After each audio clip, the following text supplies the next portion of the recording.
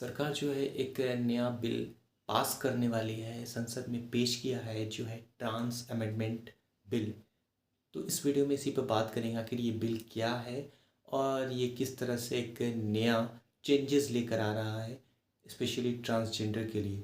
तो बेसिकली ये जो अमेंडमेंट आ रहा है ट्रांसजेंडर अमेंडमेंट बिल जो है वो कहीं ना कहीं जितने भी समुदाय के जितने भी कम्युनिटी के ट्रांसजेंडर हैं उनको प्रूफ करना होगा बाय मेडिकली कि वो ट्रांसजेंडर हैं। क्योंकि सरकार का मानना है कि बहुत ऐसे लोग हैं जो मिसयूज़ कर रहे हैं इस समुदाय का, इस जेंडर का, और ख़ुद को ट्रांसजेंडर बता कर कहीं ना कहीं वो खुद बेनिफिट लेना चाहते हैं। इसलिए मेडिकली उनको प्रूफ करना होगा कि वो ट्रांसजेंडर हैं, जिसको लेकर पूरे देश में स्पेशली दिल्ली में जंतर मंतर में इसके लिए कहीं ना कहीं आंदोलन भी देखने को मिला है, प्रोटेस्ट हुआ है जितने भी ट्रांसजेंडर समुदाय हैं। और मैं एक वीडियो भी देख रहा था, उसमें भी ट्रांसजेंडर की जितने भी समुदाय के लोग हैं वो अपने बातें बता रहे थे, अपनी दर्द को बयां कर रहे थे, कह रहे थे कि ऐसी क्या ज़रूरत पड़ी इस बिल को पेश करने की और इसकी क्या ज़रूरत है। क्योंकि कोई खुद से क्यों कहना चाहेगा कि मैं एक ट्रांसजेंडर हूँ, जबकि सोसाइटी में ट्रांसजेंडर को कहीं ना कहीं बहुत धिक्कारा जाता है, उनको एक अलग निगाह से देखा जाता है। तो कोई क्यों बनना चाहेगा ट्रांसजेंडर, उनका ये कहना था। तो क्या मिसयूज़ कर सकता है कोई ट्रांसजेंडर बनकर।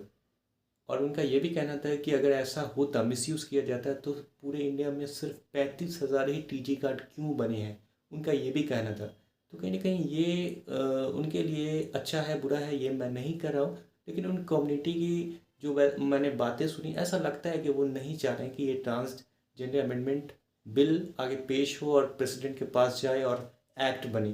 तो ये लेकर उनका मानना है, प्रोटेस्ट कर रहे हैं। इससे पहले NALSA judgment, Supreme Court judgment act बना था, उसमें कहीं ना कहीं जो है वो एक जेंडर घोषित कर दिया गया था, ट्रांसजेंडर, मेल फीमेल, उसके बाद जो है ट्रांसजेंडर। उसके बाद भी कुछ अमेंडमेंट हुआ, 2019 में भी एक्ट आया। अब 2026 में सरकार एक नया कानून बनाने जा रही है।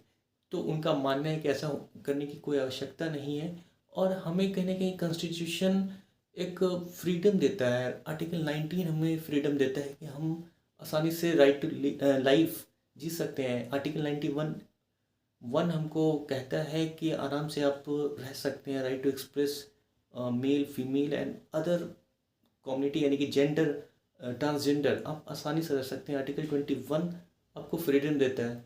तो यानी कि इंडिया में कॉन्स्टिट्यूशन हमें एक प्रोटेक्शन देता है, उनका मानना है। तो इस अमेंडमेंट का कोई नीड नहीं है। वैसे आपका क्या मानना है, आप क्या सोचते हैं, कमेंट्स करें।